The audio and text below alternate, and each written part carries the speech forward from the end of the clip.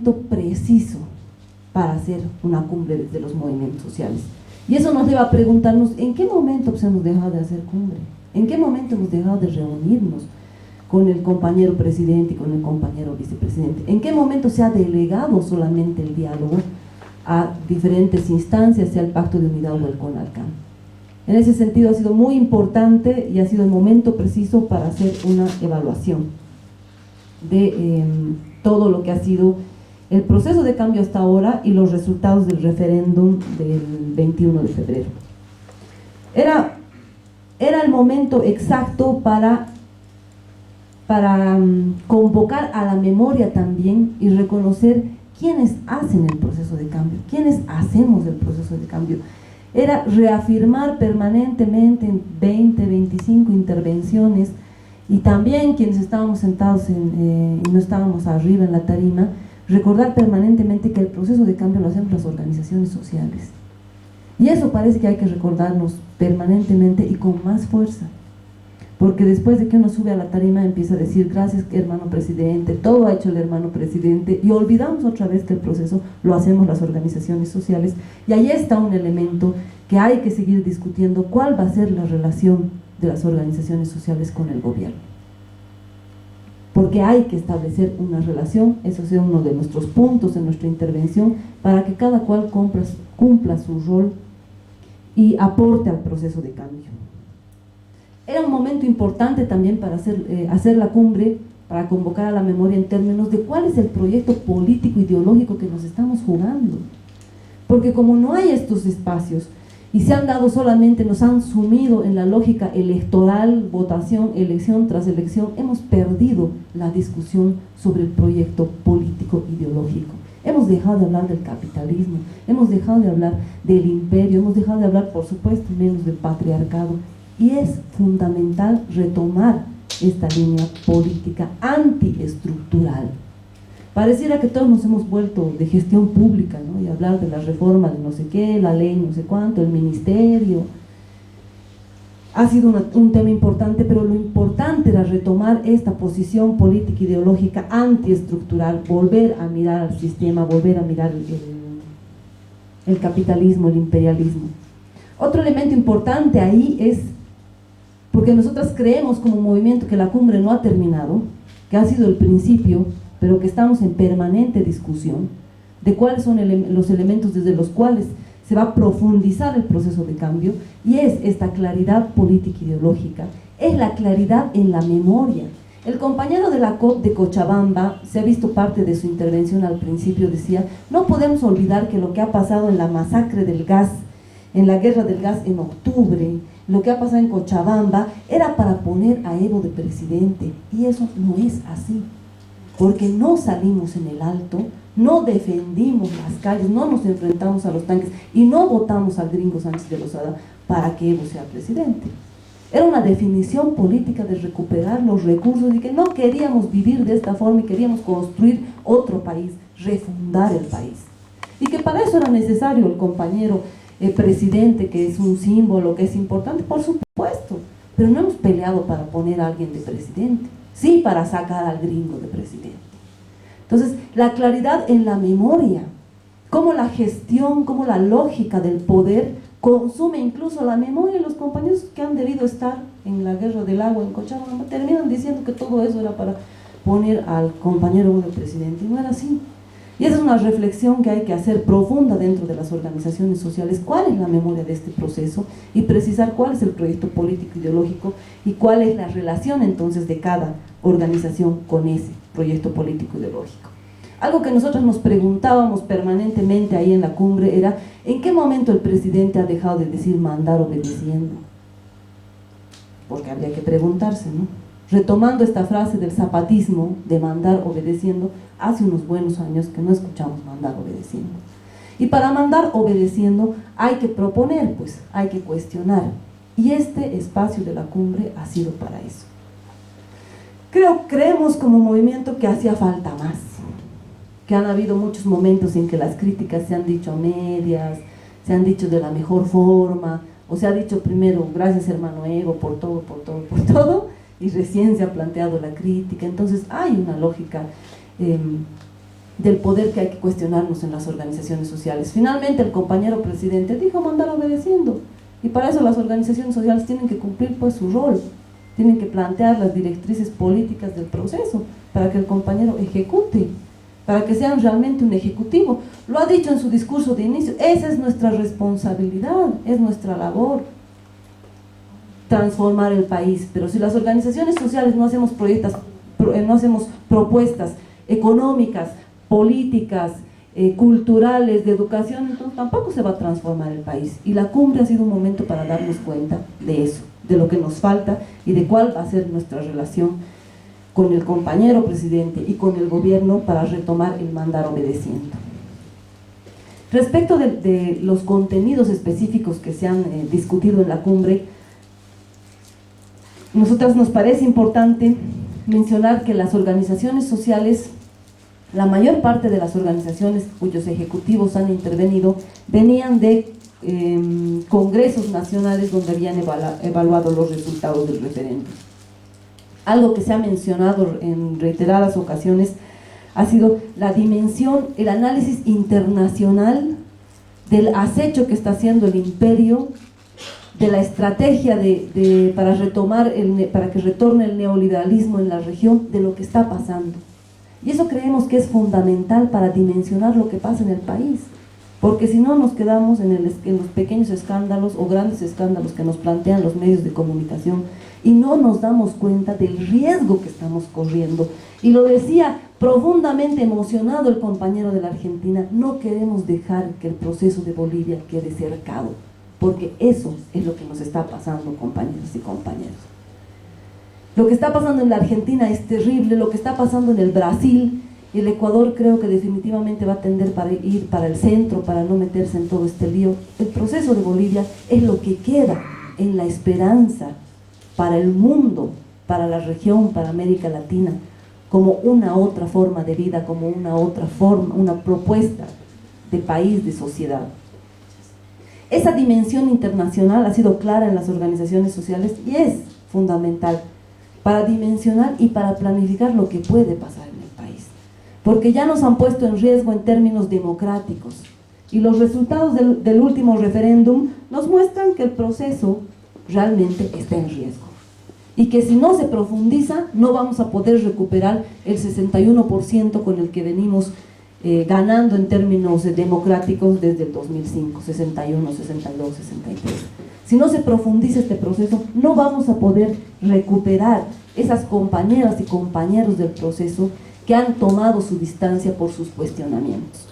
Cuando el compañero que canta al principio decía, yo he dicho que el proceso va a seguir a pesar del MAS, acá nuestra pequeña compañera decía, ese debe ser de la oposición. Hay muchos compañeros que a pesar del MAS están caminando en el proceso y hay otros que se han ido y que son valiosos y que es necesario recuperarlos. El mirar el contexto internacional ha sido importante y tener claro que también hay una derecha internacional que está acechando, que está tratando de entrar desde la Argentina y desde Brasil, y una derecha interna que también está haciendo su trabajo y que está aprovechando, eso es lo más jodido, decimos nosotras, ¿no? Que está aprovechando lo que hacemos mal, porque ni siquiera es que hicieran algo o que tuvieran una propuesta. La derecha ha aprovechado ganar los municipios en las elecciones de marzo del 2015 porque no hemos sido capaces de hacer una gestión mínimamente eficiente en todos los municipios que había ganado el MAS. Y un ejemplo claro es pues el Alto. No solo es que Patana era un corrupto, sino que no hizo nada en el Alto, no hizo nada, porque el Alto también ha votado a corruptos que hacían algo. Si ustedes recuerdan, al Pepe Lucho Paredes decían roba, pero hace. En el caso de Patana no hizo nada. Y en el caso de muchos municipios no se hizo nada. Entonces la derecha está tomando esos espacios que el proceso le está dejando. No es que tiene una propuesta ni que tiene una estrategia, está tomando esos espacios como el de la gestión pública. Un elemento que se ha mencionado también reiteradamente por las organizaciones, por quienes han estado en la cumbre, ha sido la nacionalización de los recursos. Pero creemos que no ha sido con la contundencia. ¿Cómo vamos a pelearnos por las pegas en el gobierno? Deberíamos tener un trabajo digno con la nacionalización de los recursos.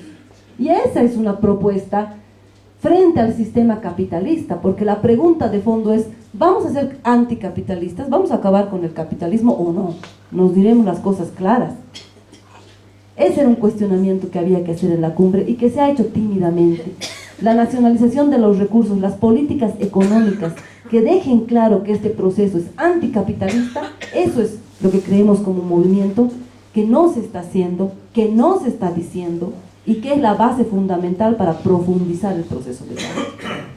Han hablado muchos compañeros de todo lo que falta en educación, en salud, en las conclusiones que hacía el compañero Midma, que honestamente no sé bien de dónde habrán salido porque no se ha retomado todo lo que se ha dicho en la cumbre y han salido temas que tampoco se han mencionado en la cumbre y terminada la cumbre el compañero, como suele suceder, tenía sus conclusiones ya impresas en una computadora. En esas conclusiones no se ha mencionado nada de las relaciones con los empresarios, de todas las concesiones que se está haciendo a los empresarios. Se ha hablado de trabajo digno, salario digno. ¿De dónde va a salir? ¿De dónde va a salir la plata? ¿De los impuestos?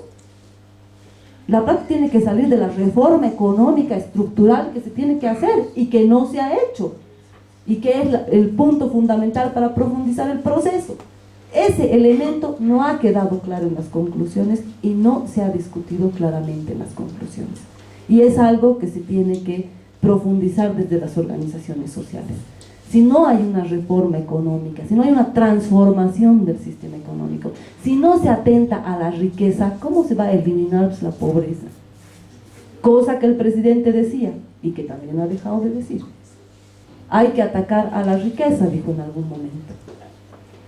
Entonces, este elemento es algo que no se ha mencionado, la transformación del modelo económico para ser realmente anticapitalistas. Un elemento que ha quedado en la discusión permanente, porque nosotras estuvimos también un día antes en la evaluación del instrumento político, era la gestión pública, una permanente discusión de la gestión pública, quienes han votado por el no, el perseguir a todos los trabajadores, saber quién ha votado por el no, quién ha votado por el sí. Creemos que hay que sacar, que hay que hacer un barrido dentro de los ministerios de quienes son a título de servidores públicos, siguen ganando del Estado y trabajando en contra del proceso de cambio. Como movimiento creemos que eso es importante, pero no se va a solucionar, ni se va a profundizar el proceso con lo que se ha llamado casa de brujas. No se va a solucionar así. La discusión es qué tipo de gestión pública, qué tipo de servidor público necesita un proceso de cambio para ser revolucionario. Y ahí el viceministerio de descolonización definitivamente se ha aplazado, pues, ¿no? Porque hay que descolonizar la gestión pública, pero para descolonizar hay que saber qué elementos de la gestión pública son coloniales, pues, porque la gestión pública, el aparato estatal se ha hecho para reproducir el sistema y para mantener todo igualito como está, los ricos con su plata, los pobres empobrecidos con su educación de segunda, estos con su educación de primera, estos con su salud de miércoles y estos con su mejor salud. Para eso se ha hecho la gestión. Esos son los elementos coloniales que hay que transformar y ese análisis no ha habido.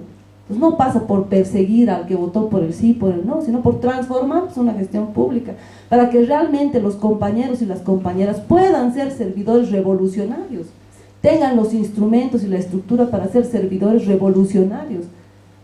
Y otro elemento fundamental es que sean parte de la organización, de una organización social, porque si no, ¿de dónde van a tener los elementos políticos para trabajar en ese espacio que a veces es burocrático? Y por eso rescatamos la importancia de la escuela como espacio de discusión política. Porque si no, ¿dónde discuten las compañeras y los compañeros? Hay que exigir que sean parte también de sus organizaciones territoriales, organizaciones, diferentes organizaciones que puedan conformar. No pueden ser solo servidores públicos, pues ¿dónde van a hacer la discusión política si realmente quieren ser servidores de un proceso revolucionario? Creemos que era importante decir, pocos lo han dicho, pero que hay que hacer un ajuste de cuentas con los ministros.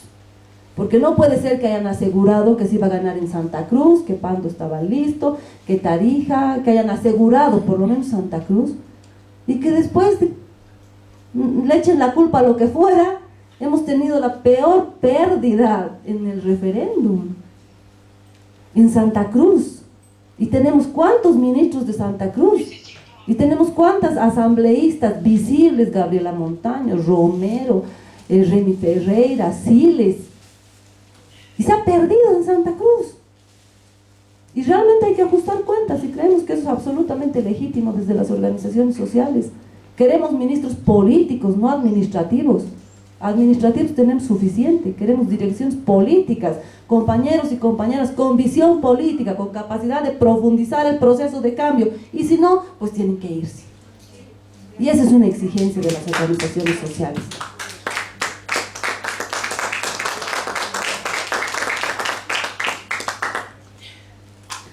Hay que refundar el proceso de cambio, decía un compañero de los mineros, y varios han mencionado la necesidad de profundizar el proceso de cambio. Lo que nos ha llamado la atención es que dentro de ese espacio no se ha hablado de refundar el instrumento, que creemos que es necesario. Día antes en la evaluación, en el ampliado nacional del MAS, se ha hablado de refundar el instrumento. Y aunque muchos puedan decir a pesar del MAS o el partido, la vanguardia, es una discusión que hay que hacer. Es un espacio que hay que pelear, porque sigue siendo el instrumento de las organizaciones sociales en los términos democráticos, en ese juego que hemos decidido jugar, que tiene reglas, pues. Y ahí está el MAS, y tenemos que recuperarlo como instrumento político de las organizaciones sociales. Tenemos que recuperarlo de dirigentes que han dejado de hablar con sus compañeros, compañeras de base, que ya no representan a nadie, que no tienen más que su voz propia. Y eso es necesario hacerlo dentro del instrumento. A pesar de que seamos organizaciones que no queremos afiliarnos, inscribirnos, lo que fuera, en ese instrumento se están tomando las decisiones. Y ese instrumento es el que lleva a los candidatos y el que enfrenta la lucha democrática. Entonces no podemos hacernos a los puristas y decir yo de afuerita voy a apoyar, no sé qué, actitud en la que incluso nosotros en algún momento también hemos estado. Es necesario dar la pelea ahí dentro, con todas las camarillas, con todas las lógicas que se han formado ahí dentro, como suele pasar en muchos partidos. Pero también está toda la dimensión de instrumento, de compañeras y compañeros que están peleando desde su territorio, desde su comunidad, la propuesta de país. Es necesario hacer la discusión dentro del instrumento. Finalmente quisiera yo mencionar las dos últimas intervenciones que no están en el video, que son del compañero presidente y del vicepresidente. Definitivamente el compañero presidente ha escuchado todas las intervenciones y el compañero vicepresidente no le da la gana de escuchar, porque su discurso del vicepresidente ha sido el mismo que repite en otros lugares, que Evo Morales es seguidor de Tupac Katari y Zárate Vilca. Ha sido un discurso concentrado en alimentar el ego del presidente, sin ninguna visión política. Ha sido un discurso en el que el vicepresidente ha planteado que la campaña se ha hecho sin dinero, con la boca seca, como si eso fuera un gran triunfo. Por eso también estamos en los resultados que estamos, pues porque no ha habido una estrategia de campaña. Por supuesto eso no lo debe ver el presidente, porque para él ha sido la mejor campaña. Si no fuera porque tenemos los datos, por ahí decía que hemos ganado en el referéndum el vicepresidente. Finalmente, nosotras peleamos con esta idea de clase media, que creemos que es un juego que hace el sistema para robarnos la fuerza del pueblo, para robarnos a las guaguas de nuestro pueblo. Y eso es lo que hemos planteado en nuestra intervención también. Que como mujeres estamos peleando para que el sistema no nos robe a nuestras guaguas, para que se miren al espejo y se miren mirando su memoria, sus raíces, y no sean unas aspirantes de burguesas, porque así es como el sistema nos roba nuestras guaguas. Pero el gobierno se concentra en la idea de la clase media, y el vicepresidente ha cerrado su intervención, ha cerrado la cumbre de movimientos sociales, diciendo que se gobierna para guardatojos, polleras, que se gobierna para mujeres, hombres, no ha dicho eso, para guardatojos, polleras, fabriles y clase media. Claramente él está posicionado con la clase media, y ahí también habrá que hacer la discusión desde las organizaciones sociales. En términos teóricos y en términos reales no existe una clase media. Existe aspirantes a burgueses, Y como organización creemos que los aspirantes a burgueses le hacen daño al proceso de cambio. Y son todos esos invitados que hoy están ocupando el lugar de asambleístas, haciéndole el juego a los empresarios, a las ONGs, porque no tienen organización a quien responder en su mandato. Y ese es un riesgo para que un proceso sea revolucionario. Y el presidente y el vicepresidente está claramente posicionado. El discurso del presidente para nosotras ha sido vital porque ha escuchado las intervenciones, porque se ha autocuestionado, porque ha escuchado con humildad también, asumiendo que se ha ido a un referéndum cuando no había condiciones para ir a un referéndum. Y que entonces hay que asumir, pues, y hay que dar la cara. Y con esa actitud ha estado el presidente. Ha recuperado, yo quisiera mencionar dos temas fundamentales que ha recuperado: la descolonización y la despatriarcalización. Porque no se trata solamente de discutir de la pega, si hay pega, si los servidores públicos son o no son, sino vamos a nacionalizar los recursos naturales, y esa plata ¿para qué nos va a servir? Si no es para descolonizar la educación, la salud, si no es para despatriarcalizar y poder construir otra forma de vida. El presidente ha escuchado y ha recuperado los lineamientos políticos del proceso planteados por las organizaciones, ha tenido esa habilidad. Finalmente nosotras hemos planteado, y para terminar creo que es necesario decirlo, ¿cuál es el rol de las organizaciones sociales? Porque no es hacer gestión pública, es el rol del gobierno, ese es su trabajo y eso tienen que hacer.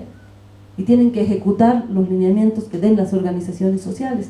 Pero además, como organizaciones sociales, tenemos como responsabilidad guardar los sueños, gestar los sueños, la fuerza, el espíritu, la camasa del proceso de cambio.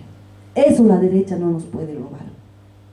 Y eso es lo que hemos estado perdiendo. Y ahí es donde nos tenemos que concentrar, para que la desesperanza, la frustración no nos gane. Cuidar ese espíritu, cuidar esa fuerza, cuidar ese ajayo. Para eso necesitamos tener la barriga llena, le decíamos al presidente ese día.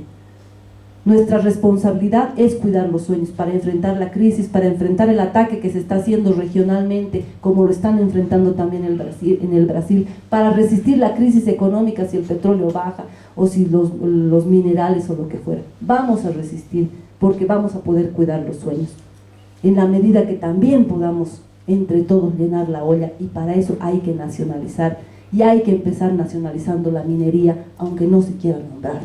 Porque no vamos a resistir el pueblo, no vamos a resistir un proceso partiéndonos de un pan, mientras San Cristóbal sigue sacándose la plata y mientras las transnacionales siguen alimentándose de un pueblo que lucha para vivir bien. Así creo que hemos terminado nuestra intervención. Muchas gracias.